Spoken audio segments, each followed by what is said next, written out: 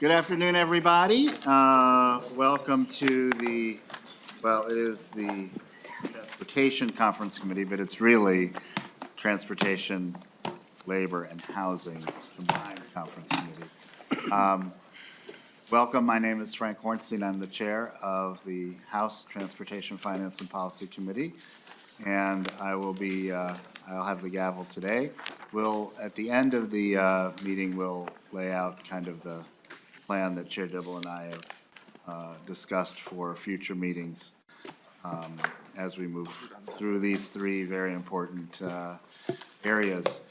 Before we get started, however, we have so many people and new faces, staffers and members that may not know one another, so I'd like to start with introductions. And maybe we can start here at the end and then work our way around and then to the middle. So. Thank you, Mr. Chair. I'm Laura Pater. I'm the nonpartisan analyst for the Senate Housing Committee. I'm Warren Limmer, State Senator from Western Hennepin County. Eric Olson, Senate Fiscal Analyst for the Labor Committee. Carlin Doyle-Fontaine, Senate Counsel for the Labor Committee. Beth Ethier, the Transpo CA in the Senate. Tim Greenfield, Nonpartisan Counsel for the Senate Transportation Committee. Good afternoon, Chair. Thank you very much. And I'm Scott Dibble, co-chairing this committee with you, and it's my great honor. Thank you. Frank Hornstein. Matt Baumann, Committee Administrator for the House Transportation Committee. Matt Burris with Nonpartisan House Research covering transportation. Andrew Lee, House Fiscal Staff. Michael Nelson, Representative, Chair of the Labor Committee. Mike Howard, Chair of the House Housing Committee. Representative John Petersburg, Transportation Committee, and after introductions, I have one question. Ellen Roberts. That's right. Ellen Roberts, I'm the House Fiscal Analyst for the Labor Committee. Molly Peterson, House DFL Research. Marta James from House Research. I cover labor issues. Justin Cope, Legislative Analyst with the House Research Department on Housing, Finance, and Policy. Katrina Heimark, House Fiscal Analyst for the Housing Committee. Joe Marble, GOP House Research for Transportation. Lori Cousineau, House Researcher for the GOP for the Labor Committee. Danny Gillis, Senate DFL Research for the Labor Committee. Dave Frazier, Senate Republican Research, Transportation and Labor. Andy Larson, Senate Republican Research, Housing.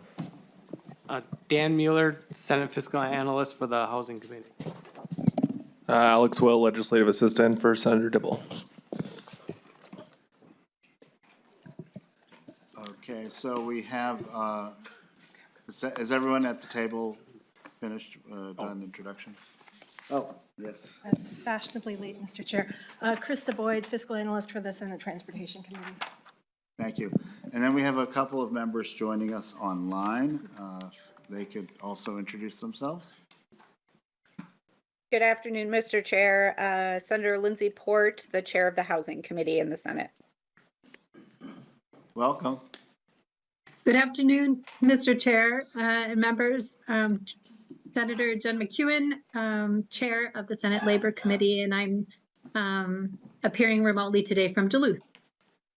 Thank you. Welcome. And is anyone not?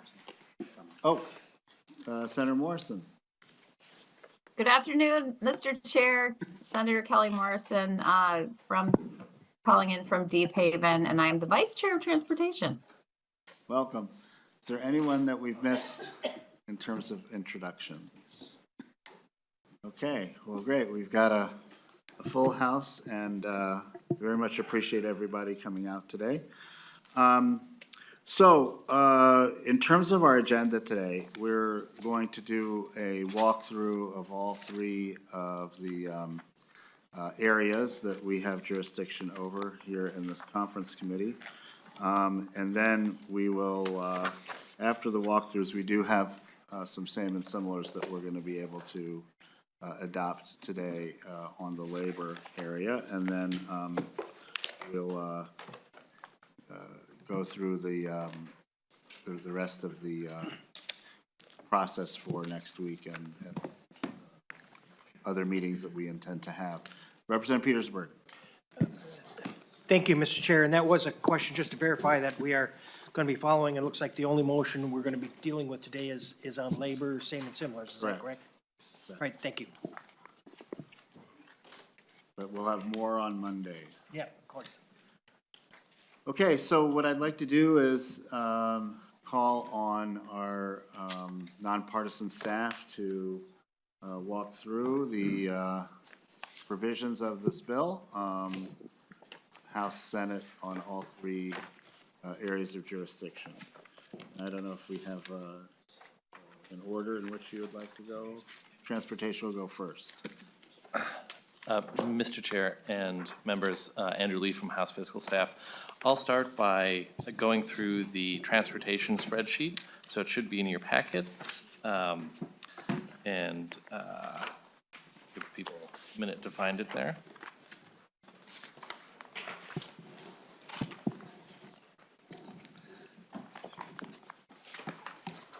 So I'll walk through the provisions for the Department of Transportation and the Metropolitan Council, and then Krista Boyd from Senate Council and Fiscal will go through the remainder of the spreadsheet. So the first direct appropriations on the first page starts on line 4, and this is a Senate-only provision for a zero-emission bus transition plan to MnDOT for $100,000. And then on line 5, a dynamic transportation study, also to MnDOT from the general fund of $300,000 on the Senate-only side. Then on the Senate-only side, a commercial driver workforce study of $250,000 from the general fund. Then moving to a governor and House position on line 11. This is authority for passenger rail fee collection. That's a statutory authority, but is noted here as MnDOT spending authority for both the governor and the House position. Then on the House side, on state roads on line 14 is $300,000 a year from the Trunk Highway Fund for rumble strips on the House side. $1 million a year for community roadside landscape partnership from the Trunk Highway Fund. And then on the Senate side, on line 16, traffic safety camera pilot program for $1 million one time from the general fund. Then on line 17, drainage asset management, this is a governor and House position, $4.8 million. And I should note that the governor's position for trunk highway spending, this was part of the capital request. Then on the Senate side, $8 million, or on line 18, excuse me, $105,000 a year from the Trunk Highway Fund for high voltage transmission line staff time. And then $100,000 on the Senate side, general fund for purchase of an autonomous mower from the general fund. Then to state roads program delivery, $3 million one time on the House side from the Trunk Highway Fund for greenhouse gas emissions analysis. And $800,000 one time for greenhouse gas MPO grants, both from the Trunk Highway Fund. On the Senate side, $2 million one time for environmental impact statement for the Trunk Highway 55 corridor. Then jumping back to the House only, $1 million one time for Trunk Highway 65 intersection improvements from the Trunk Highway Fund. Then a governor's capital item and a House item 7, and also in the Senate on line 26, $7.75 million for rest area improvements. Then on the Senate only side on line 29, state road construction one-time increase, $20 million in fiscal 2025 and a base of $10 million a year is set in the tables. Then on the governor, House and Senate side for high priority bridges, one-time spending from the Trunk Highway Fund. The governor and the House have $40 million and the Senate has $10 million. For corridors of commerce on the Senate only side, there's a $5.45 million appropriation in fiscal 25 and a base set of $70 million in the tails. Moving to page 2, local roads on the House side. Mississippi Skyway Trail Bridge in the city of Ramsey. This is an appropriation out of the active transportation account of $3.75 million. And then on the House side, $9 million in a direct appropriation for small cities assistance. The Small Cities Assistance funding in the Senate side is a statutory appropriation as a result of a general fund transfer that you can see later in the spreadsheet of $20 million. Then on line 39, $4 million from the general fund on the Senate side for grants to local governments for road improvements, and $200,000 for a grant to Shorewood for Trunk Highway 7 TMO development. $200,000 from the general fund. Then for Complete Streets implementation training, the House has a statutory direction from the active transportation account, $245,000 a year. Well, the Senate does a direct appropriation that you can see on line 44, but the amounts are similar. Then on the Senate side, on line 45, there's a reappropriation from Highway Corridors Studies and Local Road Grants at $15.56 million, and a cancellation, both from the general fund on the next line. Then on line 47, the House cancels $8 million from the last year's IIJA discretionary grant appropriation, and the Senate cancels $24.8 million. Under agency management, the House, Senate, and Governor have $20.1 million for transportation facilities capital improvements, and the Senate has $1.35 million from the Trunk Highway Fund for capital security upgrades. Under Metropolitan Council, the House has a one-time $1 million general fund appropriation for Ramsey County and for rail insurance coverage, and the Senate has a $10 million cancellation for the Blue Line Extension Project and a $10 million reappropriation for Blue Line Anti-Displacement Community Prosperity Program. And I'll turn that over to Ms. Boyd.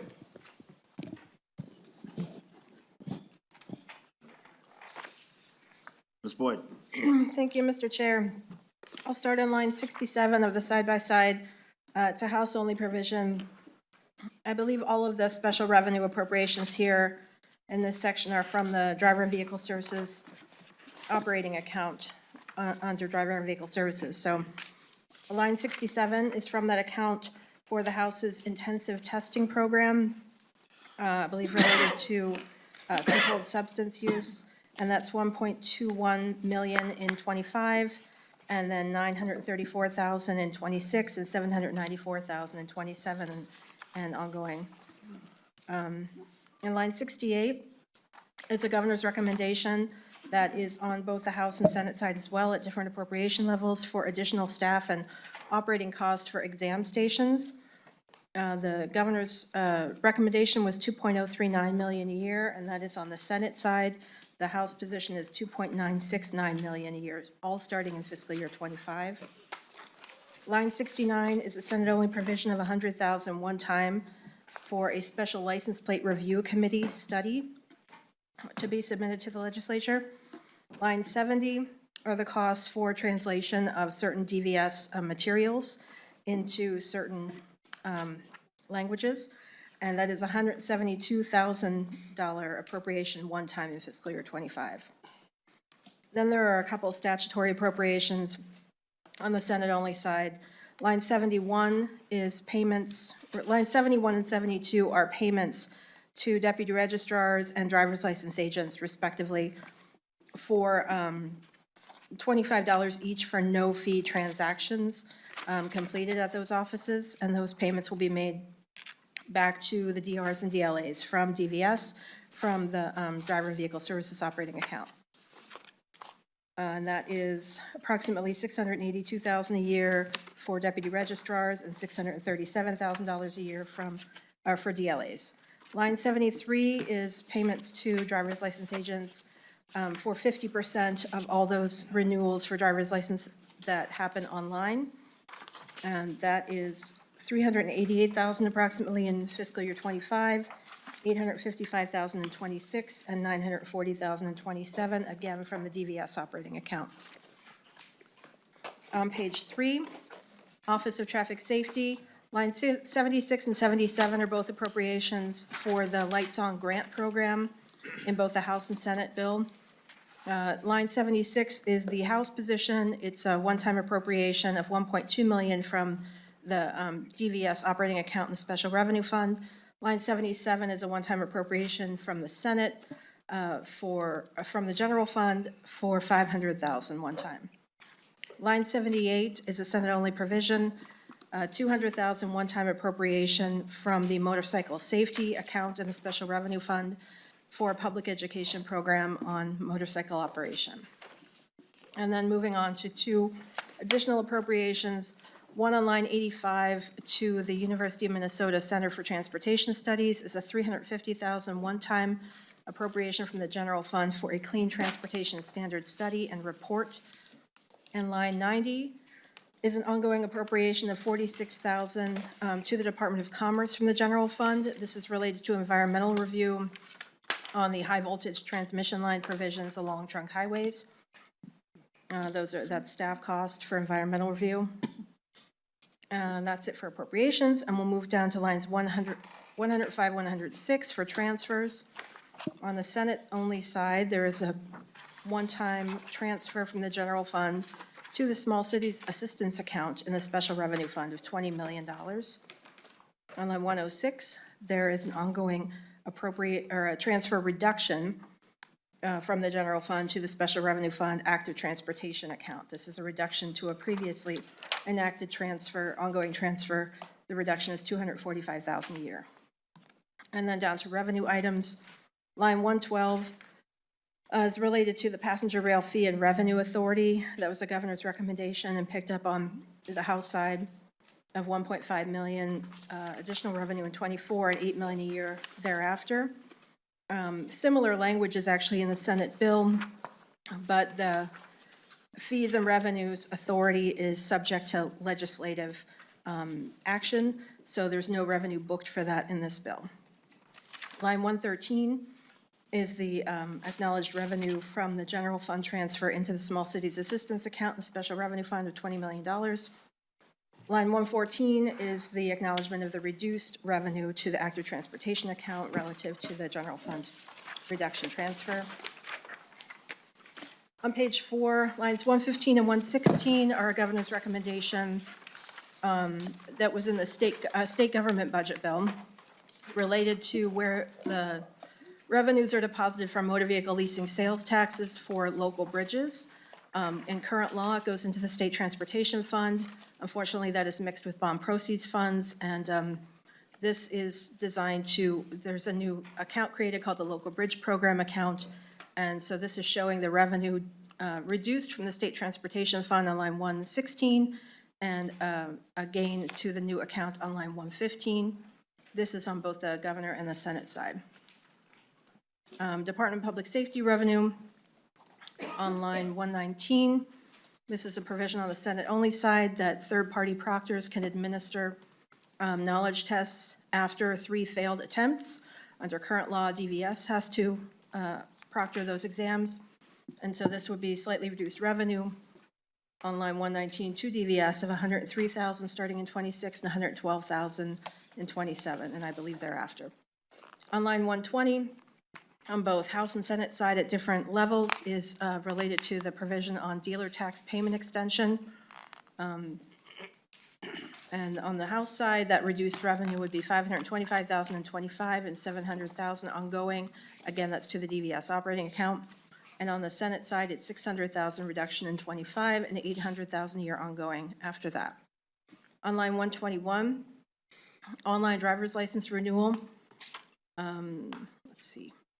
For DVS, that increased revenue related to online driver's license renewal would be $668,000 in fiscal year '25, $1.47 million in '26, and $1.6 million in '27, and that is again to the DVS operating account. Lines 122 through 124 is related on the Senate side only to the allowance of issuance of fleet plates by deputy registrars. Currently, they're only issued by DVS. This would be a slight reduction to certain accounts related to, I believe, filing fees that would no longer go to DVS and will be retained by the deputy registrar. So that is a reduction of $19,000 in fiscal year '25 and $26,000 a year thereafter to the DVS operating account, reduction of $4,000 in '25 and $6,000 a year thereafter to the DVS technology account, and a slight reduction to the general fund piece of that filing fee allocation of $1,000 in '25 and $2,000 a year in '26 and thereafter.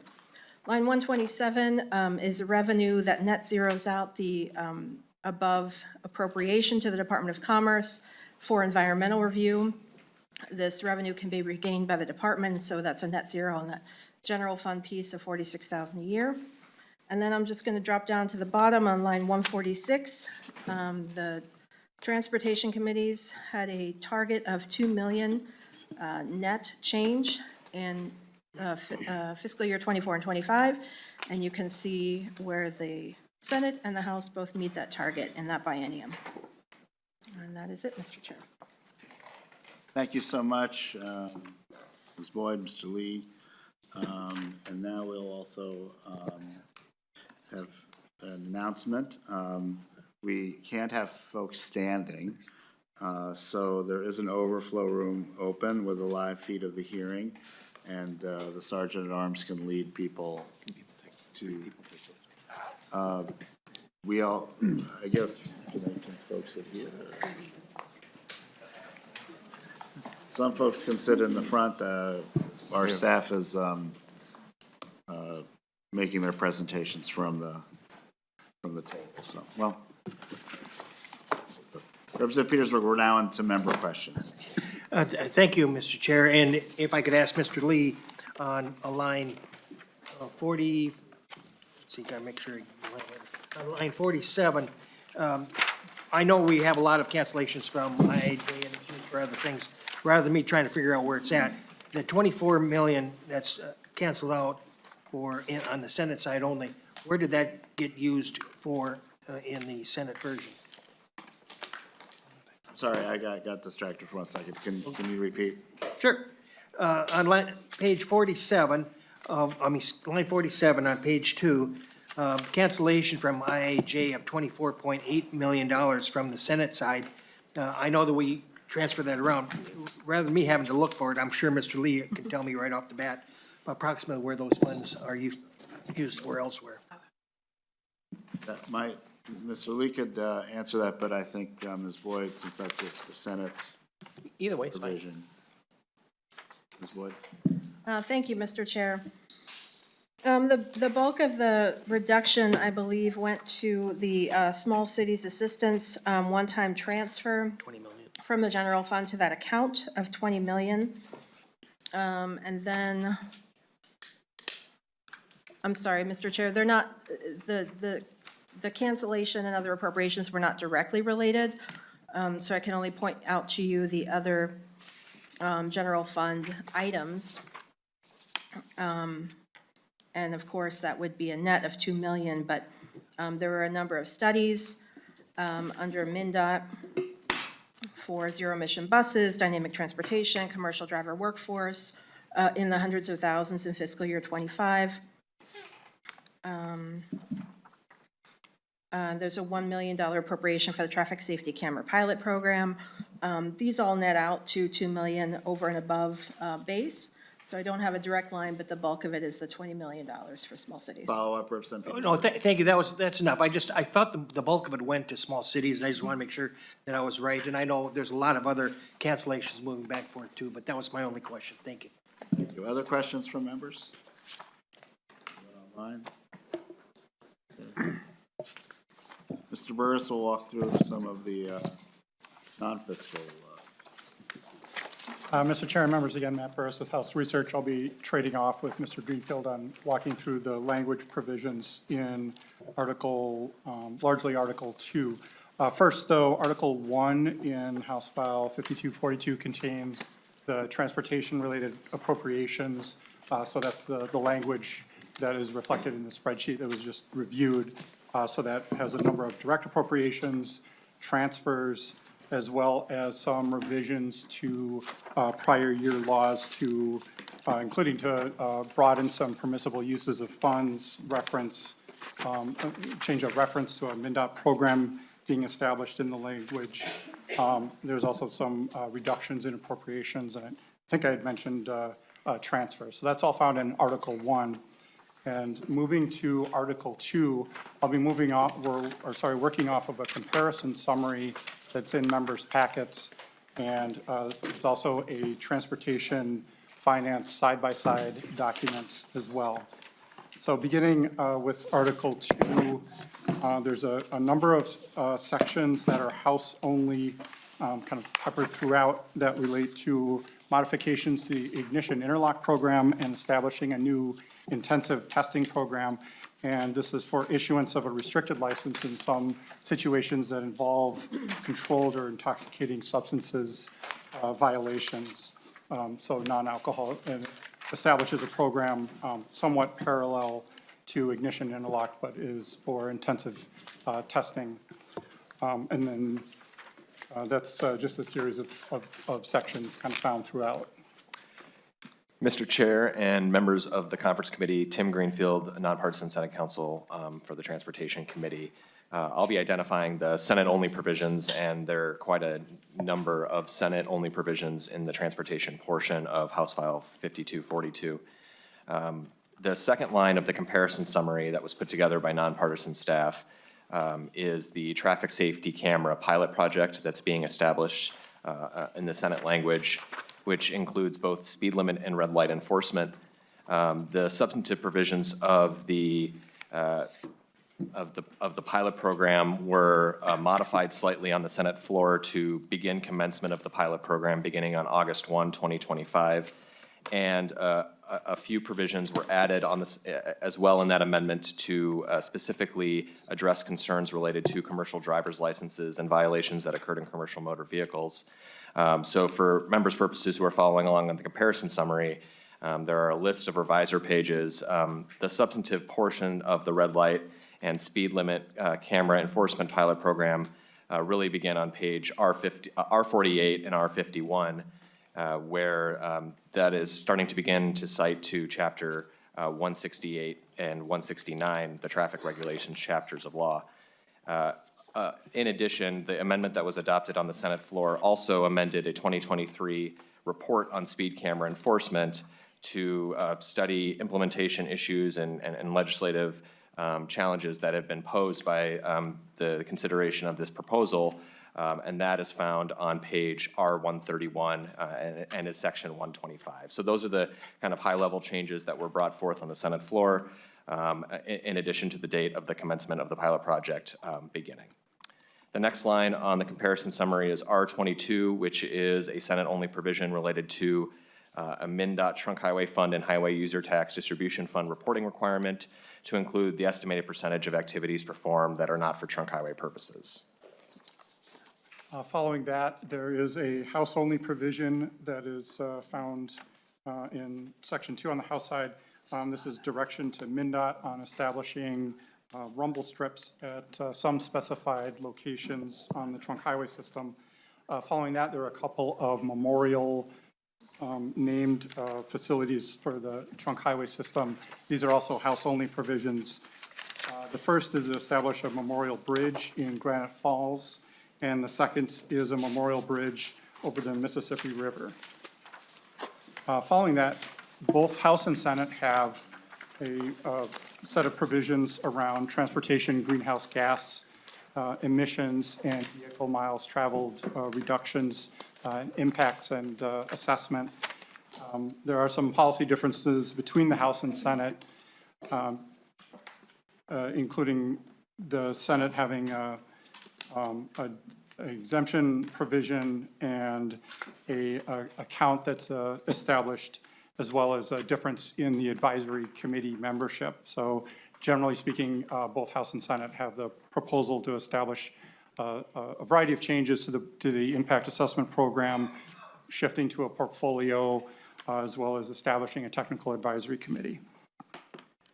The next provision on the comparison summary is for revisor page R31 that amends the legislative report submitted by MnDOT on the privatization of transportation contracts to include certain demographic and workforce information.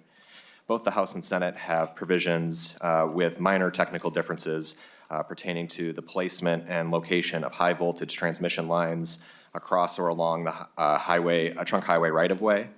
And there are also requirements provided for relocation costs and reimbursement limitations. The Senate on R34 begins its language that establishes authorization for all cities to designate lands for pedestrian malls on city rights-of-way. On R35 begins provisions that pertain to debt service authorization from newly established dedicated transportation revenues for local governments. Beginning on R36 and a variety of other sections on the comparison summary are provisions that establish registration and operation requirements for roadable aircraft. This was a Senate-only provision.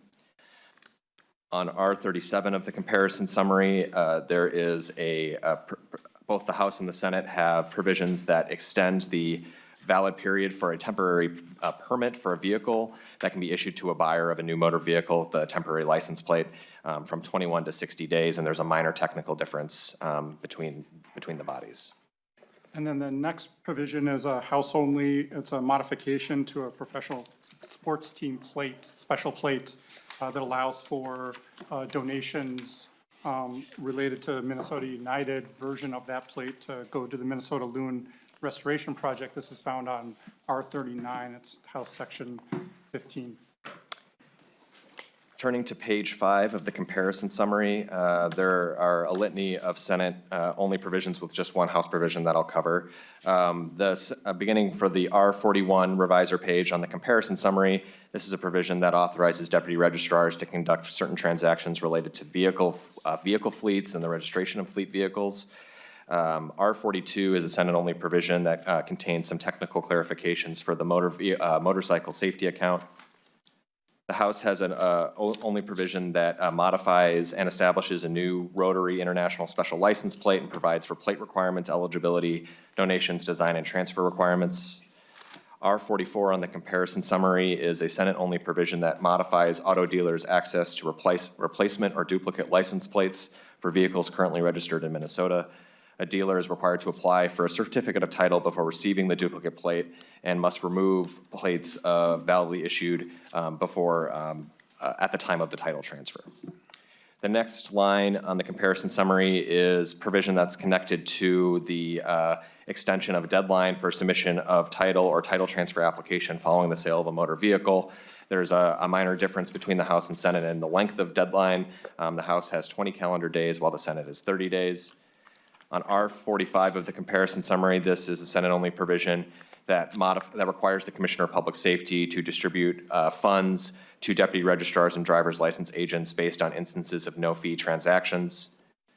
The next line of the comparison summary, beginning with R46, is Senate-only language that pertains to requiring the Commissioner of Public Safety to conduct rulemaking for a competitive bidding process for when a deputy registrar or driver's license agent closes their office location and then provides certain location authorization requirements and other parameters of that rulemaking. The R139 provision on the comparison summary is a legislative report that will be complete before the commissioner is to conduct rulemaking. On R47 at the comparison summary, this is a Senate-only provision that pertains to the release of leased motor vehicle information. Turning to page 6 of the comparison summary.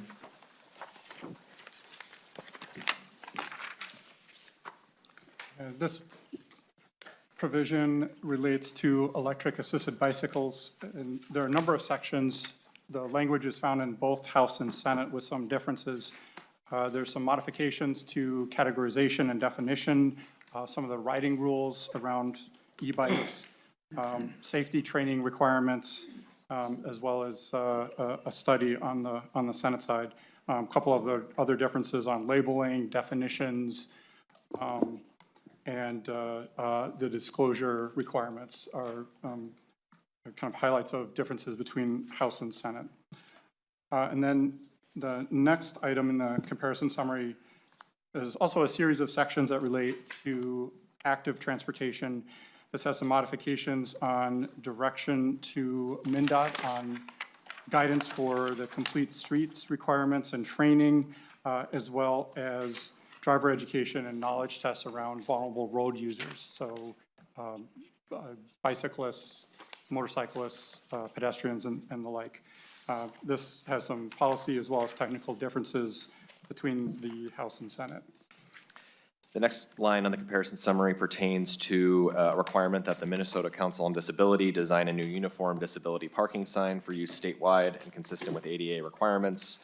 That sets forth certain requirements for when the new sign is to be installed at either newly created parking facilities or in the regular course of replacement of existing signs at a property.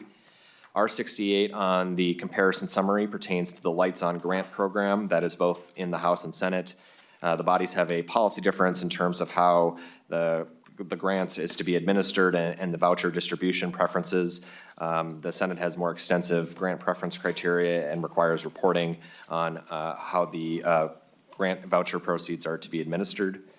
R70 on the comparison summary are two Senate-only provisions. The first pertains to child passenger restraint and education account. This makes a technical change, and the second is a provision that was added on the Senate floor that permits an additional escort driver in lieu of a peace officer for the hauling of certain overdimensional loads. Turning to page 7 on the comparison summary, there's a raft of Senate-only provisions, so I apologize. Beginning on R71 for the comparison summary, this is a Senate-only provision that pertains to the road construction material overweight permit. The next line on the comparison summary is a Senate-only provision that authorizes lane filtering under certain traffic circumstances, which allows a motorcyclist to operate a motorcycle either abreast of or to overtake or pass another vehicle within the same traffic lane or between two parallel lanes of moving or stationary traffic headed in the same direction. The second portion of that requirement is, or authority is, a public education campaign that must be conducted by the Department of Public Safety before lane filtering is to become legally effective. The third line on the comparison summary is the authorization of a temporary mailing address that allows applicants for DVS credentials to designate a temporary mailing address. The fourth line on the comparison summary on page 7 is authorization of online renewal of Real ID compliant and non-compliant driver's licenses. And there are a variety of sections that pertain to the certificates that may be submitted as part of that online renewal process. R86 on page 7 of the comparison summary is the repeal of the requirement that DVS administer the fourth or subsequent exams for the online driver's knowledge test. The next section is a clarification regarding the reintegration driver's license and prohibiting the reinstatement of a reinstatement fee. The next line on the comparison summary on page for R93 is language that's in both the House and Senate that pertains to tribal worksite training program. The Senate has specific language that prohibits trunk highway funds from being expended for training projects that don't pertain to highway construction. On R94 is a Senate-only provision pertaining to pavement life cycle analysis.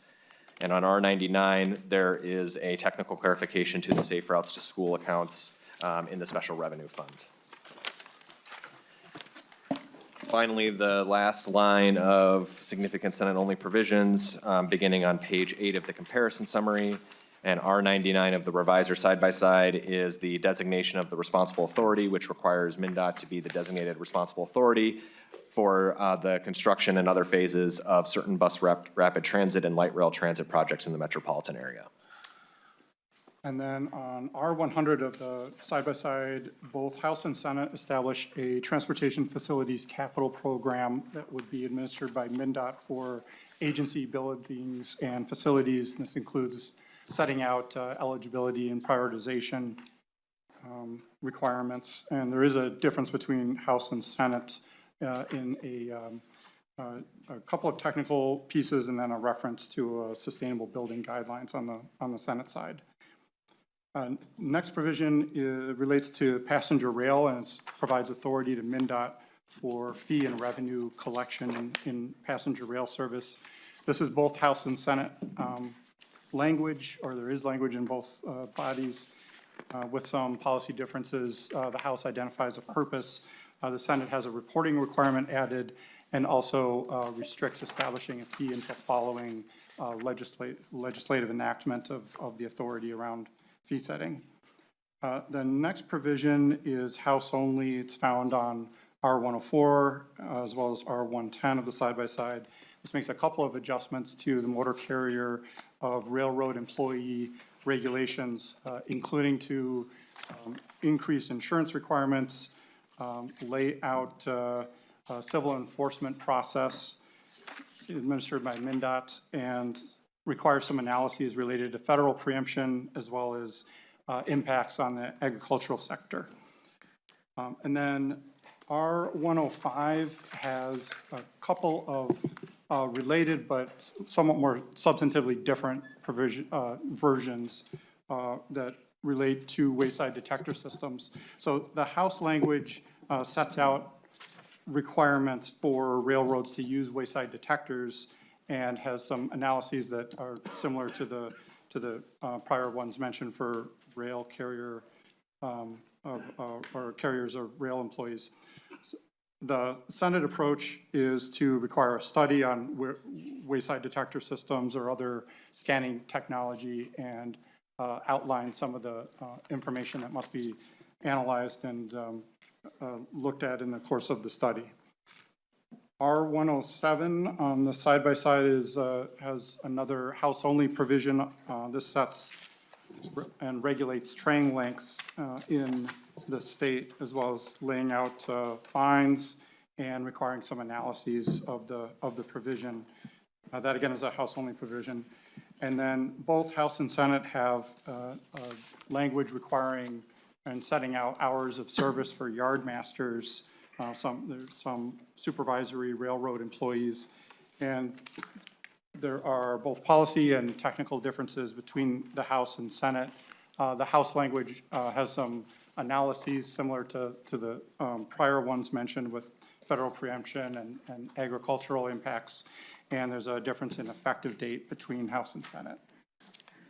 The next item on the comparison summary begins on revisor page R113 of the side-by-side, and this is a Senate-only provision that pertains to the motor vehicle leasing sales tax revenue as it's directed to local bridges. R120 is a provision that's in both the House and Senate as it pertains to Metropolitan Council financial review that provides various fiscal details about the transportation area of the council's budget. The next item on the comparison summary is R121. This is a language that's in both the House and the Senate that relates to zero-emission and electric transit vehicles. The substantive requirement is the same on R121 between the House and Senate, so House Section 55 and Senate Section 107. The only difference is a very minor technical difference in a revisor instruction. On R125, there are some policy and technical differences between the House and Senate that relates to the Metropolitan's construction and funding of certain aspects of bus rapid transit projects and pedestrian infrastructure. On R126 of the comparison summary, this is a Senate-only provision that amends statutorily required cleaning and repair standards for Metro Transit vehicles and property, and modifies the legislative reporting requirements to require a now annual report related to cleaning and repair standards. The final item on page 9 of the comparison summary is a Senate-only provision that requires each metropolitan county to report on the use of regional transportation sales tax and use revenue. And then turning to how page 10, the majority of these items on the comparison summary are Senate-only provisions. I'll cover the first two and then pivot to my colleague. So the first two on the comparison summary of page 10 amend previously enacted session law. The first is 2021 session law pertaining to the driver's license same-day issuance pilot project. This language, it reflects credential requirements based on the same-day issuance of credentials at certain specified locations. The next item is authorization of a full-service provider at or near the Mung Village Shopping Center in St. Paul. And then Mr. Burris will cover the next item. And the following provision found on page R132 is a House-only item. It is House Section 57, and this provides some direction to MnDOT on its Community Roadside Landscape Partnership Program and some considerations for expansion of that program. The remaining items on the comparison summary, beginning with the revisor page R132, is a variety of either uncodified session law, and that provides a variety of different either studies or reporting requirements. But the first item that is of substance is the anti-displacement community prosperity programming requirements and the board that is established to administer the programming. The programming must be used to support a variety of community functions to counter displacement impacts from the Blue Line Light Rail Transit Extension Project. Then R134 on the comparison summary to the bottom of the table on page 10 are a variety of different studies. I apologize. The item on R140 is a requirement that DVS produce its materials in languages other than English. That is a Senate-only provision that was brought forth and carried in the transportation bill. The next page, the final page of the comparison summary on page 11, conclude with a variety of other studies that are Senate-only provisions. On R145 is a city speed limit analysis study. On R147 of the side-by-side is a clean transportation fuel standard study at the Center for Transportation Studies at the University of Minnesota. On R149 of the side-by-side is a study for the Metropolitan Council regarding its transportation service plan for the 2024 Minnesota State Fair. On R150 is a study for the Department of Public Safety that pertains to establishing and studying a potential review committee for special license plates. On R151, this requires MnDOT to incorporate the latest version of the federal manual on uniform traffic control devices for purposes of traffic engineering studies and setting speed limits. And then the final provision on page 11 of the transportation side-by-side is a repealer that repeals an administrative rule pertaining to the length of instruction for commercial vehicle, motor vehicle training at post-secondary institutions. And that concludes the comparison summary for the transportation articles. Thank you so much, Mr. Greenfield. Are there member questions of either Mr. Burris or Mr. Greenfield? Okay. Thank you to our really incredible nonpartisan fiscal staff as well as House Research. Job well done on the side-by-sides for transportation. Now we're going to move on to the labor portion of the walkthrough. Not sure who wants to proceed. Mr. Chair, members of the committee, for the record, Eric Olafson, Senate Fiscal Analyst for the Labor Committee. In your packets, you should have a one-page front and back spreadsheet, top left corner, 2024 Labor Supplemental Budget Conference Committee comparison, time stamp in the bottom right-hand corner, 5/8/2024, 5:34 p.m. Ms. Roberts and I'll walk through the Senate positions, and then I'll hand it over to her to walk through the House positions. And just the column A goes through the different, describes the appropriations, and columns F through K shows the Senate positions, while L through S shows the House positions. And with that, I will begin walking through the Senate positions for the Department of Labor and Industry. So within the Labor Standards Division on line 8, there's a cancellation of $310,000 from the general fund for earned sick and safe time rulemaking. But on line 9, there's in FY25, but on line 9, that's reappropriated with that $310,000 is reappropriated with extended availability through fiscal year 27, specifically for rulemaking. On line 10, for private sector personnel records, this is to inform and educate employers. There's $141,000 from the general fund in fiscal year 25, and that's ongoing and entails for a total of $282,000. On line 10, on line 11, there's an operating adjustment of $102,000 one time to the Labor Standards Division at DLI. Moving on down to line 15, this comes from the Workforce Development Fund. This is for prevailing wage enforcement for multifamily housing development projects under low income tax credits. It's $61,000 from the Workforce Development Fund beginning in fiscal year 25 ongoing, so $61,000 in in fiscal year 25, and $122,000 total in the tails. On line 19, this is within the workplace safety division, but this is for rulemaking for acceptable blood lead levels for workers. This comes from the Workers' Compensation Fund. This is $279,000 in fiscal year 25 and $143,000 in fiscal year 26 with no ongoing appropriations.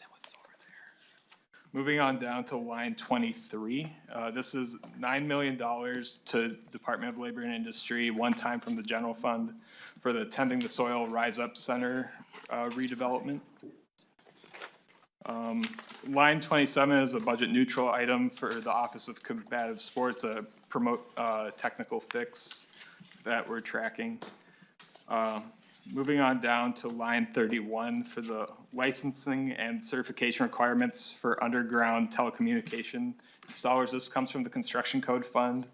The enactment date was pushed to begin in fiscal year 26, so it's $38,000 in fiscal year 26 and then $15,000 assumed to be ongoing in fiscal year 27.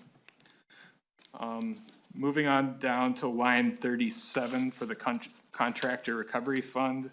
This is a governor's proposal. It increases the cap that you can claim. So it's increased costs of $228,000 ongoing beginning in fiscal year 25 from the Contractor Recovery Fund, which is the account in the Special Revenue Fund.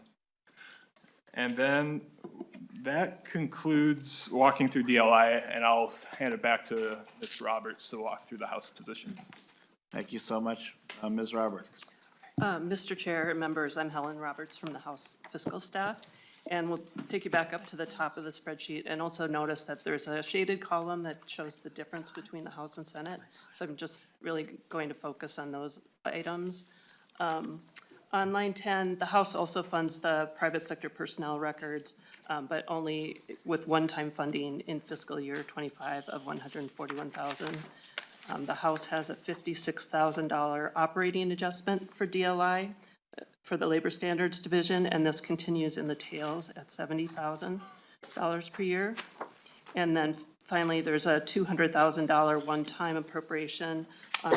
Well, that's for education and training related to the misclassification of employees. The next House item is the same as the Senate under the Workplace Safety Division for the acceptable blood lead levels for workers rulemaking. I'll just point out, you'll see later in the spreadsheet that the House does have funding for tending the soil. We have it in a different agency. Moving down to line 33, the House-only position, there's some funding here from the Construction Codes Fund that's related to a provision for enforcement for residential pool installation. And then you'll also see that there's additional funding in the House on line 38 for the Contractor Recovery Fund, which is also related to this provision for residential pool installation, and that would be for reimbursements from that fund. Both the House and Senate, I'll move on to BMS. You'll see that both the House and Senate have cost-neutral provisions that call for reallocation of certain funding, one related to police officer grievance arbitration, and then one for the Labor Management Committee. So those are allocations within existing funding. And then I can move to the bottom of the spreadsheet for the House under Department of Health. This is identical for both the House and Senate. We have funding within the Department of Health for rulemaking, again, related to acceptable blood lead levels for workers.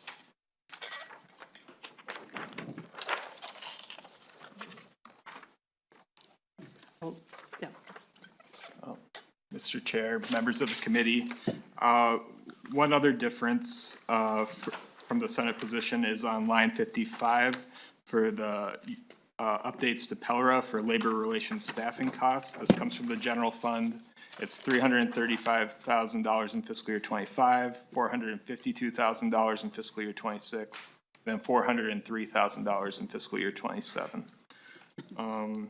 And that just, for the bills traveling with, for all the provisions within the bill on line 66, It's a total general fund cost of $9,752,000 in fiscal year '25, $593,000 in fiscal year '26, and $544,000 in fiscal year '27. But if I'll point you to the back side of the sheet, on moving on, we are also tracking the costs and revenues of the worker misclassification bill, which is traveling separately on the Senate side. So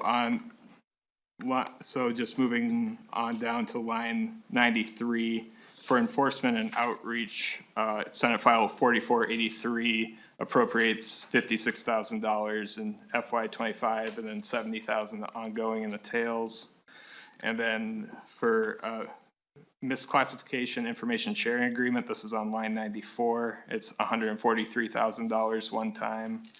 And then for to the Attorney General's office, it would be $49,000 in fiscal year '25 and $49,000 in fiscal year '26, and then $98,000 in fiscal year '27 to represent DLI in contested cases. And then there is also associated misclassification penalty revenue, but this is traveling separately in the Senate position of $712,000 beginning in fiscal year '26 to the general fund ongoing for a total of $1.424 million in the tails. So on the Senate side, the Senate received a general fund target of $10 million, of net $10 million one time in the '24-25 biennium with net zero in the tails. And on line 109, you can see that with the misclassification bill, the Senate position meets that target. Oh, and one other position that both the House and the Senate has for a bill that's moving separately is on line 83 for the workers' compensation penalty revenue. That's $6,000 to the workers' compensation fund ongoing beginning in fiscal year '25. And I'll hand it back to Ms. Roberts if she has anything else to add. Members, I would point you back up to the top of page, the second to last page. I was looking for the page number where the House has some additional funding that goes through the Department of Employment and Economic Development. The first one on line 59 is the $9 million one-time funding for tending the soil that the Senate also has, but has under DLI. And then there's additional $1.7 million beginning in fiscal year '25 and continuing into the tails related to broadband equity, access, and deployment. The totals for the House General Fund is $11.3 million, so that is higher than the amount that the Senate was tracking. I should note some other differences. You'll see some beginning on line 85, some just small differences in non-general fund revenues, and those are all related to that residential pool installation provision. And then for the House does include the misclassification bill and the labor bill. There are some small differences in that the House position did not fund the costs related to Department of Revenue and the Attorney General's office. And I think, again, as I had noted, the total House spending is $11.3 million from the general fund, and that does meet the adjusted House target.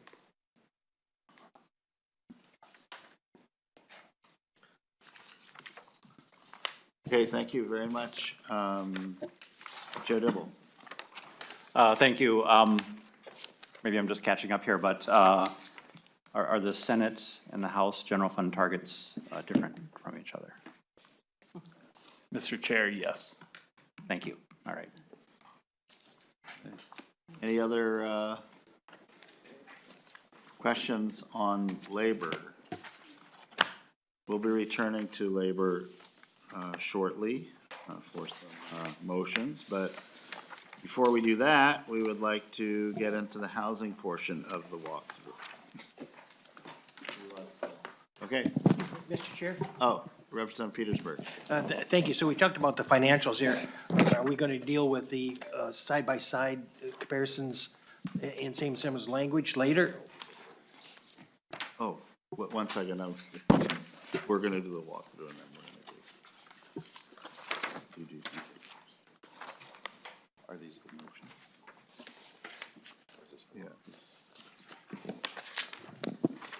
Mr. Chair, Yes. I think you could do it one of two ways.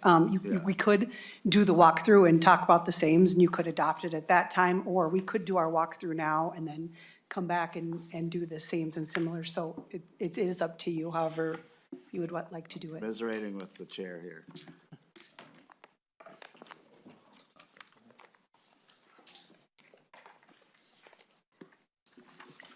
Representative Nelson, did you have a preference? Thank you, Mr. Chair. Why don't we do the housing walkthrough, and then we can come back and do the walkthrough, and then do the motions at that time? Okay, thanks. Always defer to the chair. Okay, so now let's do the housing. Mr. Chairman and members, this is Dan Mueller, Senate Fiscal Analyst for the Housing Committee. I will start working off the housing spreadsheet.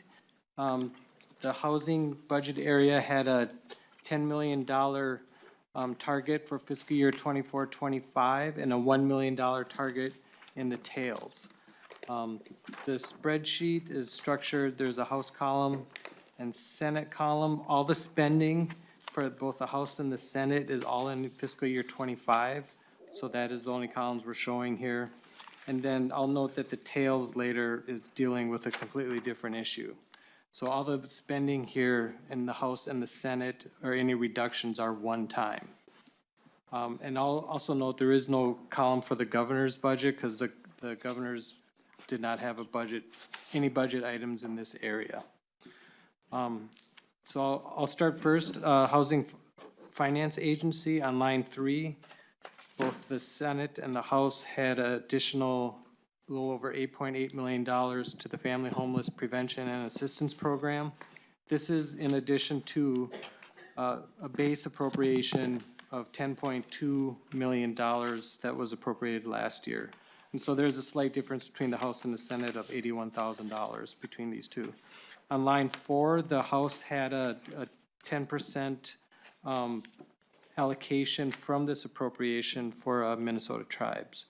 On line 5 is the House and the Senate both had an appropriation for the homeless study by the Wilder Foundation.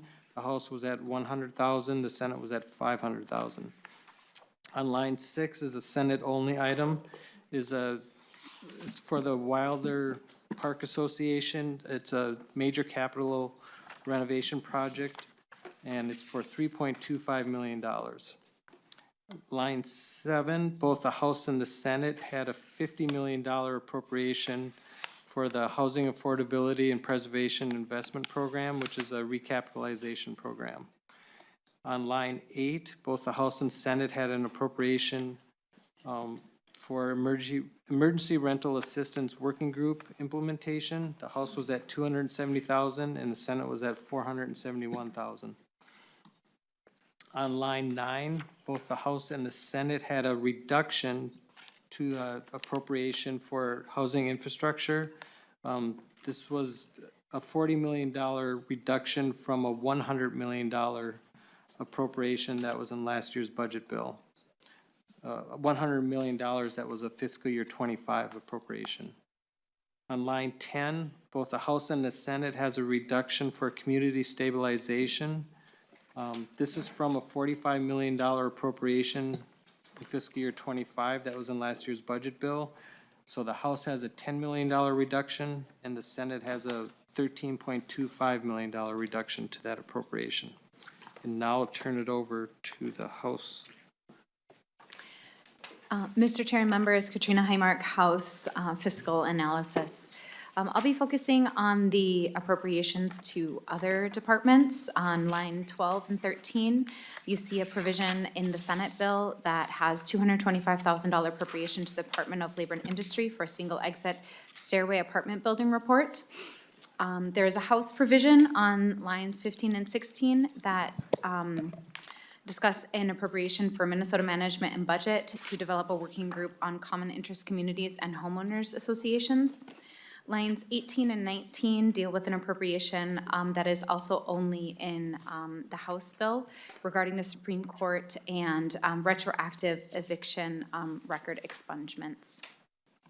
As my colleague, Mr. Mueller, explained, the House and the Senate had a $10 million target in fiscal '25 and a $1 million target in fiscal '27. Both the House and the Senate used that $1 million target for a $50 million housing infrastructure bonds debt service. I also want to point out that this debt service also incurs costs of $2.8 million in fiscal 2028 and $4 million in fiscal '29 and ongoing for the life of the bonds. And that, Mr. Chair, concludes the housing spreadsheet. Thank you very much. Other member questions? Okay. All right, and now we can move on to the other provisions. Housing. Mr. Chair and members, Laura Painter, Senate Analyst. I'll take us through the housing non-appropriations articles. I'm going to be working with the same, similar, and different document that I believe is in your packets, and talking about provisions that are in House Articles 13 and 14 and Senate Articles 12 and 13. Starting with the revisor page R3 to R8 and R11, there are a number of sections that modify provisions relating to energy conservation and improvement to refer to climate resiliency, decarbonization, clean energy, and climate resiliency. On page R8, section modifies a provision allowing the Housing Finance Agency to treat American Indian tribes as eligible recipients of funding, so that it applies to session law programs as well as statutory programs. Page R10 is a section that allows the Housing Finance Agency to determine that a household meets the income limits of any Housing Finance Agency program if the household receives means-based public assistance. Page R11, there's a section requiring the Housing Finance Agency to project the amount of funding necessary annually to provide rental assistance to all households that would qualify. Page R12, section increases the Housing Finance Agency general obligation debt ceiling from $5 billion to $7 billion. On page R12, there's a section transferring authority to collect administrative costs of administering the Manufactured Home Relocation Trust Fund from Minnesota Management and Budget to the Housing Finance Agency, conforming to changes made in the 2023 Housing Bill. On pages R15 to R16, there's a section requiring Minnesota Management and Budget to appropriate to the Housing Finance Agency the amount necessary to pay the debt service on the housing infrastructure bonds. On revisor pages R16 to R17, there's a section removing certain geographic and population limits for the Workforce Housing Development Program. On revisor pages R19 to R20, there's a section specifying that the same requirements applying to grants through the Minnesota Housing Tax Credit Program also apply to loans. Also expands eligibility for grants and loans to include previously disqualified individuals and businesses, and allows the Housing Finance Agency to rely on an applicant's statements about their eligibility to determine their eligibility for grants and loans. Pages R37 to R39 is a section allowing a set-aside of a 2023 appropriation of the Challenge Program for Urban Homeworks to be used on gap financing and on a broader range of low-income households. Page R39 is a section expanding the eligible uses of a Northland Foundation appropriation from 2023 to include assisting and supporting communities and providing housing locally. Page R39, there's a section removing a geographic requirement from the definition of eligible home buyer for the purposes of the fee-based down payment assistance program enacted in last year's session. Pages R43 to R44 establish the Housing Affordability Preservation Investment Program. Now I'm going to move on to some differences in these articles. Starting on page R1 and R10, and also R20 to R23 are some house-only provisions allowing housing and redevelopment authorities to create public corporations to participate in the Federal Rental Assistance Demonstration Program. The sections specify that certain provisions governing other public corporations do not apply to these corporations, allows these public corporations to act as cities for the purposes of the chapter of law governing municipal housing, and modifies the Housing Finance Agency publicly owned housing program to list these public corporations as eligible funding recipients.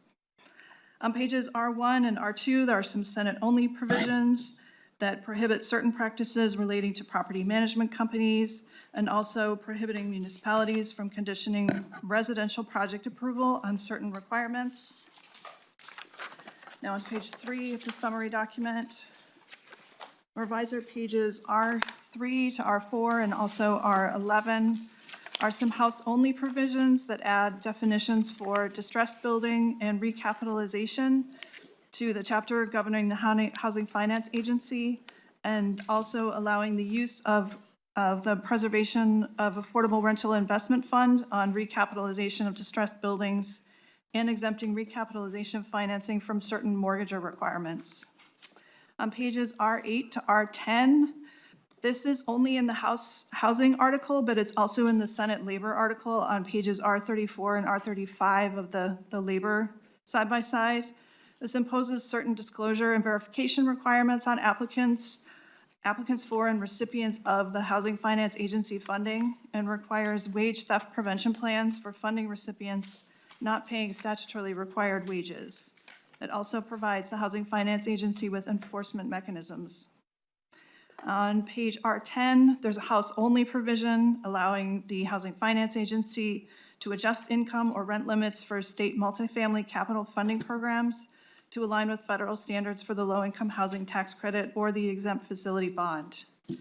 And page R12, there's a house-only provision limiting rental increases in senior housing buildings receiving the low-income housing tax credit to the percentage increase in Social Security, excepting projects owned by nonprofits and units in which the rent is paid with ongoing government rental assistance. And now I'll pass it to Mr. Cope. Thank you, Ms. Painter. Mr. Chair and members, Justin Cope, House Research Analyst. I'll be concluding the walkthrough of the housing policy items. Thank you. On R12 to R15, there's a section in which both the House and Senate specify that a roll-in shower is needed in only one of the accessible units required by multifamily housing funded with housing infrastructure bonds. The House additionally expands allowable uses of housing infrastructure bonds and expands eligibility for funding for supportive housing funded through housing infrastructure bonds. And on R15, both the House and Senate authorized the issuance of $50 million in new housing infrastructure bonds, but the Senate specifies that issuance can be in one or more series. Running from R17 to R18, there's a Senate-only provision modifying the Greater Minnesota Housing Infrastructure Grant Program to allow grants to be made to counties as well as cities, and it also expands eligible projects to include manufactured home development projects. Running from pages R18 to R19, there's a House-only provision removing a set-aside for the Minnesota Housing Tax Credit Program. And then I'm turning to page 4 of the comparison summary. On page R21 of the side-by-side, there's a Senate-only provision that amends the powers of housing and redevelopment authorities to allow those authorities to provide financial assistance for capital repairs or replacements in certain buildings. Running from page R23 to R28 of the side-by-side is a set of House-only provisions modifying the local affordable housing aid program by expanding the stated purpose of the program to include supportive housing, by expanding the projects the aid can fund, by deeming certain committed funds expended for the purposes of the aid as meeting the aid expenditure deadline, and by modifying administrative provisions for the aid. Running from pages R28 to R37, there are a number of Senate-only provisions restricting the conduct of homeowners associations and common interest communities. From page R40 to R41, there's a House-only provision requiring, establishing a task force with MHFA to determine ways to improve the financial health of affordable housing providers. From pages R41 to R42, there's another House-only provision that requires MHFA in consultation with DHS to develop recommendations for speeding up the processing of emergency rental assistance. On page R42, both Both bills contain a provision requiring the agency to develop uniform e-signature options. The Senate version applies only to MHFA, while the House also applies the requirement to the Commissioner of Human Services. On page R42, there's a House-only provision encouraging MHFA and DHS to make a number of changes to improve language access services for their rental assistance programs. From page R42 to R43, both bodies include language requiring agencies develop recommendations to simplify the process of verifying information for rental assistance programs. The Senate version applies only to MHFA and the Family Homeless Prevention and Assistance Program, while the House version applies to emergency general assistance and emergency assistance from the Department of Human Services. On the final page of the comparison summary, on R44, there's Senate-only language requiring MHFA to evaluate the financial impacts of low-income housing, rental housing tax programs, and to report on those findings to the legislature. On R44, there's another Senate-only provision requiring the Commissioner of Labor and Industry to study the safety of single-exit stairway apartment buildings and report on those findings to the legislature.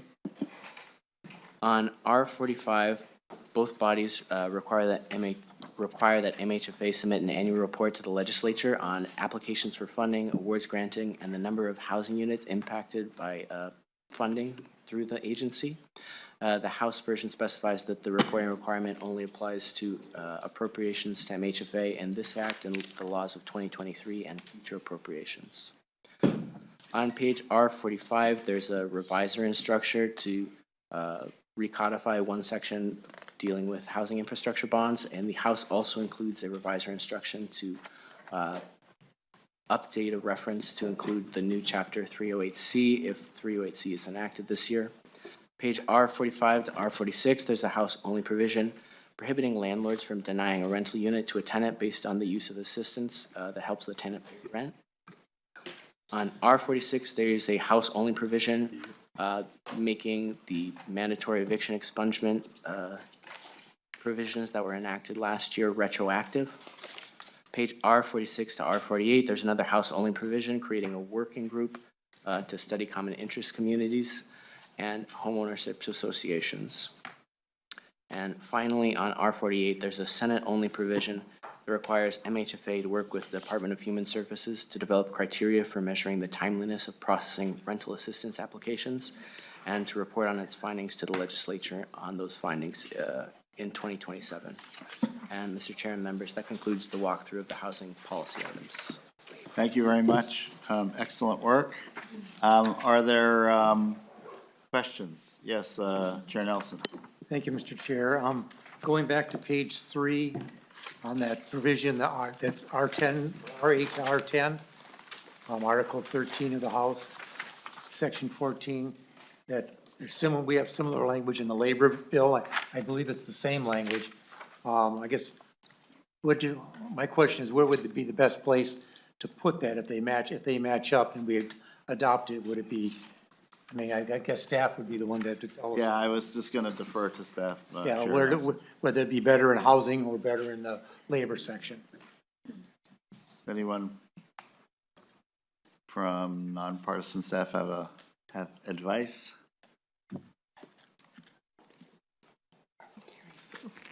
Mr. Chair, since someone's speaking up, I will. I don't know that it makes a difference. It's all in the same bill. It refers to a particular statute, so it would just go in that statute when it becomes law. So I don't, unless someone else disagrees, I don't know that it matters.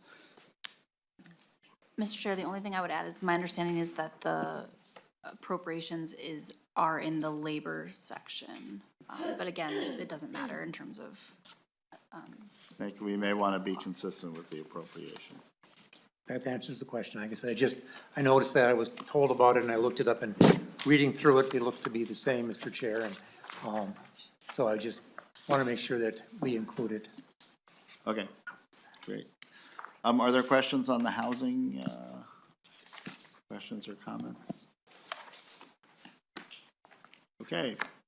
Well, then, members, will move on to agenda item 3, where we have some motions, I believe. Mr. Chair, do we want to walk through the same and Yes, similar? let's do that. Before we do that, then. Yeah.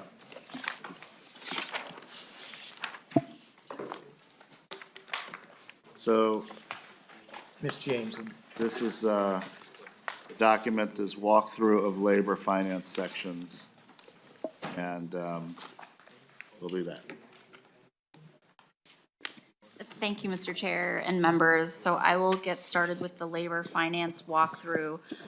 So again, the first article, Article 3, is the labor appropriations that Ms. Roberts already went over. And then, starting with the next article on R6, I'm going to go through this pretty high level. But from R6 to R11 is our provisions related to combative sports. Most of these are similar or the same. Both have an increase to the contractor recovery fund cap to 100,000, and then they both contain several policy and technical provisions. And then there's a Senate-only provision on the privacy of combative sports data. From R12 to R16 are construction codes and licensing provisions. These are both, or all of these sections, excuse me, are house-only sections related to more efficient residential entry code, as well as adding residential pool installation to the grounds for recovery under the contractor recovery fund. From R16 to R32, these are provisions related to the Bureau of Mediation Services. Again, these are largely the same or similar, related to training and the payment of training for the peace officer grievance arbitration roster, as well as a repealer section for laws and rules related to the Labor Management Committee grant program. The next article is the Public Employee Labor Relations, or PELRA article. There are many similarities, but also several differences. Again, I will just go over these very high level, and we're happy to answer any more specific questions. So these start on R17 and go to R32. It starts with several Senate-only provisions on R17 through R20. These are related to personnel data dissemination, definitions under PELRA for employment and teacher, as well as the appointment of an alternate board member to the PERB when a member is unavailable. There are also several similarities in technical provisions, and these are related to the open meeting law and payroll deduction sections, and also bargaining unit information. These are all different provisions. Starting on R23, there's a provision related to access for exclusive representative meetings. Then there's two Senate-only provisions related to bargaining units and determinations. R25 to R27, they are the same and make technical changes to state employee bargaining units. And then R27 to R28 have provisions related to majority verification procedure. Again, these are same or similar. The remaining sections are there's 4 more sections that are Senate only, starting on R28 to R32. And these are related to unfair labor practices and appropriate units, as well as collective bargaining agreements related to individual care providers. Finally, there's some similar provisions allowing for rulemaking related to a majority verification, and then technical numbering instruction to the revisor. And I will turn it over to my counterpart, Ms. Doyle-Fontaine. Thank you, Ms. James. Mr. Chair, members, I will start with the miscellaneous labor provisions article. The first sections are on R33 to R34. Both the House and Senate sections modify the definition of financial assistance. The House, and this applies to prevailing wage for financial assistance. The House does contain some additional language for TIF that would require prevailing wage on TIF financing. There are a couple of other technical things, and the staff have made recommendations on which language to include from the House or Senate there. Then on R34, this is a House-only provision. This modifies the definition of project. I wanted to point out that this language is included in the Labor Policy Conference Committee. It's part of the language that's included in this House-only section, but then the House has some additional language that talks about state-financed or local government-owned projects, and it would also subject those projects, put it under the definition of project and make those projects subject to prevailing wage. Then on R34, we have a same provision. This relates to modifying the definition of employer. That is currently defined as 20 or more, an employer with 20 more employees, and for purposes of review and access to personnel records, this would reduce that to an employer is one that has one or more employees. On R34, this is the provision that we just discussed moments ago that relates to establishes the use of responsible contract provision for housing projects. And so it will just be up to the Conference Committee where they want to place that, but that was what we just talked about a few minutes ago. Then on R36, we have two same sections, House Section 4, Senate Section 10. This is the provision that relates to the Commissioner of Labor and Industry conducting rulemaking with the Commissioner of Health to adopt rules lowering acceptable blood lead levels for workers. The next article is the broadband and pipeline safety article. The sections in this article create a broadband equity access and deployment program at deed. And I'll mention that some of these are house only, some are similar. There are 3 house only and 1 that is similar. So it sets up this program at deed. It requires a safety qualified underground installers, provides investigation powers to the PUC, regulate work near pipelines, and then also repeals the last mile prevailing wage exemption for broadband projects. So the similar provision is on R39 to R41, and this is the safety qualified underground installers for telecommunications installations. The other provisions I mentioned on R36 to R39, R41 to R43 are the house-only provisions for the broadband and pipeline safety. The next article is employee misclassification prohibition. This is from pages R43 to R73. This is a house only in this bill. The Senate, it has not passed this bill yet. This article prohibits misclassification of employees and construction employees, increases penalties and enforcement, and creates a new multi-agency partnership on misclassification enforcement and education, and establishes a new multi-part construction independent contractor test. Again, this is house-only language.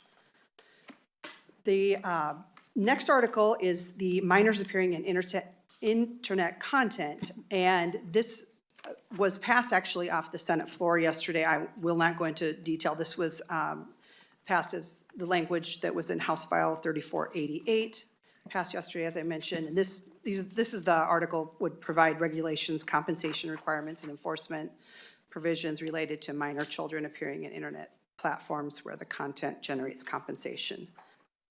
The next article is earned sick and safe time modifications. This is a Senate-only article. It's on pages R79 to R89, and this makes various technical and policy changes related to the earned sick and safe time provisions and that were passed last year. It also authorizes rulemaking for the Department of Labor and Industry on earned sick and safe time. And then finally, the last article is a Senate-only article for the University of Minnesota collective bargaining. This is on pages R90 to R94, and this is, again, Senate-only. So what this article does is it amends PELRA provisions to allow University of Minnesota employees, including student employees, to more flexibility in organizing bargaining units. So that concludes our walkthrough, and then I don't know if somebody wants to do some motions for sames and similars in that. Thank you, but before we get to that, are there questions on the walkthrough? Okay, I don't see any, nothing online, no one online. So, Mr. Okay, Chair, Chairman Nelson.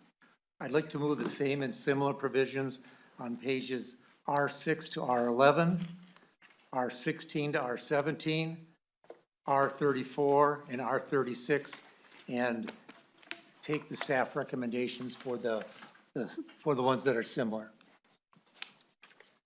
I Okay. believe that's the proper motion. I'm looking down at, All right, let me get my situation in order here. And then we'll ask you to repeat that.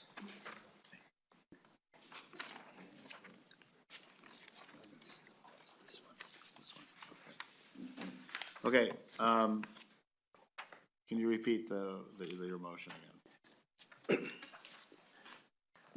the same and similar provisions on pages R6 to R11, R16 to R17, R34, and R36.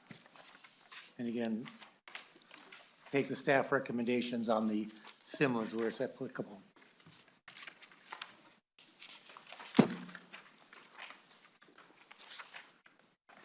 So that would be the combative sports section.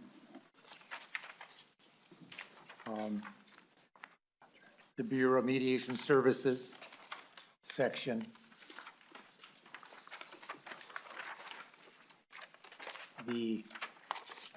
On page 3 of the walkthrough, the modifying the R34 where it modifies the definition of an employer.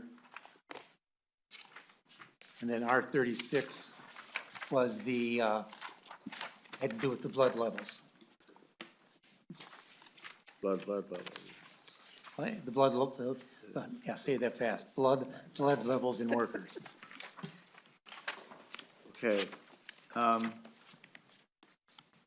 going to repeat this, and then what I'd like to do is we can have discussion, and if there's anyone from the public that wants to testify on this motion, we would invite that as well. But the motion would be to adopt R6 through R11, R16 through R17, R34, R36, and then the staff recommendations. And what were the, could you refresh my memory on the staff recommendations? Staff recommendations on the similars. On similars. Okay, is everyone clear on the motion? Chair Dibble. Mr. Chair, I would ask that you call on Senator McEwen to hear her concurrence with this motion. Senator McEwen. Thank you very much, Mr. Chair. I do concur with the motion and support the motion as well. Thank you very much for checking in. Thank you. Senator Limmer. Thank you, Mr. Chair. Question I had to the proposer of the motion, R11, are you including the Senate-only provision on the privacy of combative sports data? I did not include that. I figured that we do that separately. I think this is what I got here is what Senator McEwen sent to me, but I believe it's just the same and not do the differences at this point. Mr. Chairman, would there be time later to talk about that particular provision? Sure. Or could Would you we want to talk talk about about it it now, or we can Mr. adopt Chair, this and talk about it? I remember we discussed this. This is a bipartisan support for this particular provision coming from the Judiciary Committee and the Senate. We kind of lumped in combative sports data being a sport and data of participants in with the other provision. And it's something that we found not to be controversial at all. Mr. Chair. Chair Nelson. Mr. Chair and Representative or Senator Limmer, I personally don't have issues with that section. It just, I figured we'd do the same and similar pieces and we could just discuss that as a separate motion, seeing as how it was a different. That's and fine. It was a Senate-only position. That's fine, Mr. Chair. Okay, Senator McEwen. Thank you. Chair Nelson just essentially said what I was going to say. I believe that we do have agreement on that provision. It just procedurally we were just adopting the same and similars at this point. Thank you. So it sounds, Senator Limmer, that there'll be some time to digest this, but it's good to hear that it sounds like there's some growing consensus around it, so. Thank you, Mr. Chair. Thank you for raising that, Senator Limmer. So why don't we do this? Is there anyone from the public that would like to testify on this, on Chair Nelson's motion? Anyone from the public? Okay. Committee discussion. Representative Petersburg. Thank you, Mr. Chair, and I think this, I certainly rely on the information from our esteemed colleague here too in regards to the sames. And because this is a large bill, I think it's appropriate to start this. But the rest of the stuff to digesting over the weekend, I think is appropriate. So if this is something that Chair Nelson wants to do, that's perfectly fine. I'm moving with it. But I think other things, even though there may be bipartisan agreement in one body, it may not be in the other. And certainly over the weekend, I know that the chairs are going to be talking between both bodies, and they'll come back with a second level of same and similars that we can meet with at next week. So thank you. Yeah, I think procedurally you're very accurate on that, Representative Petersburg. Okay, so we have the motion. I think I've read it, and it's clear. And so on Chair Nelson's motion, all those in favor signify by saying aye. Aye. All opposed? Aye. Yeah, thanks. All opposed, the motion prevails. So thank you, Chair Nelson, for getting us started. That's the momentum building. And I hear some chuckles.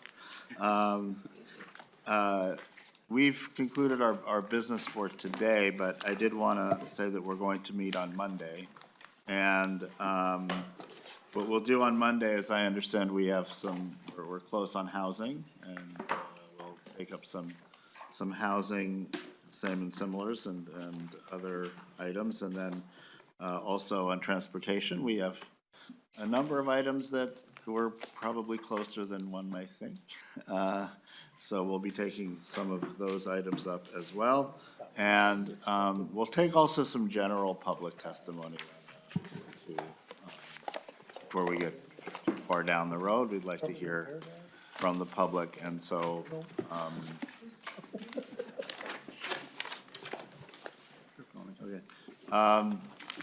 Senator Dibble will chair on Monday, and we'll, so for those who want to testify, you can contact, I guess, Ms. Ethier or Mr. Will, and we'll get you on the list.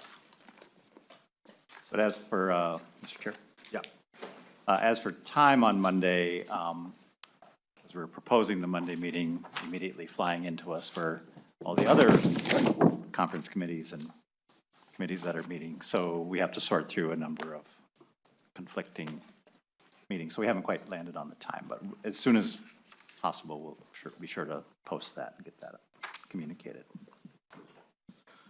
Are there any other questions or items that anyone wants to raise before we adjourn?